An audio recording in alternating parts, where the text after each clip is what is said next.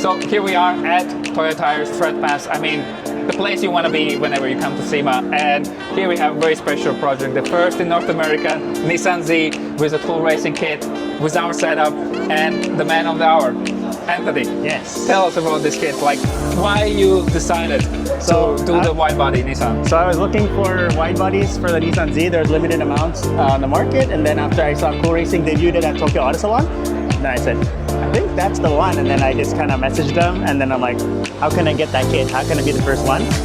And they said, you really want it? And then, yeah, that was in early February. From that message to them to now, I was just like, did that really happen? I messaged you just randomly email. Now here at Las Vegas. Las Vegas, yeah. So tell us about the other mods. Like, of course, we have our Nissan Z exhaust setup here. Yeah. Full catless.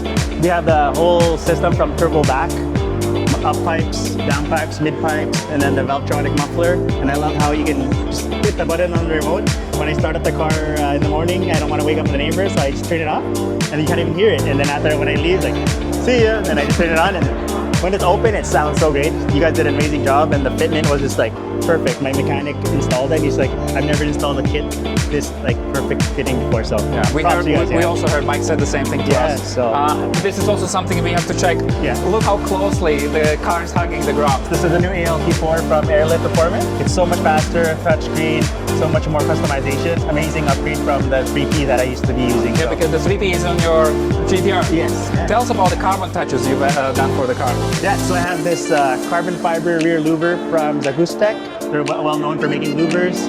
I have Sabon window trims here, the katana blades they're called them, carbon fiber engine cooling plate, and then I decided to do the over fenders in a carbon PPF from Project X60, which is the same company that did the PPF in Corsa Ferrari Red.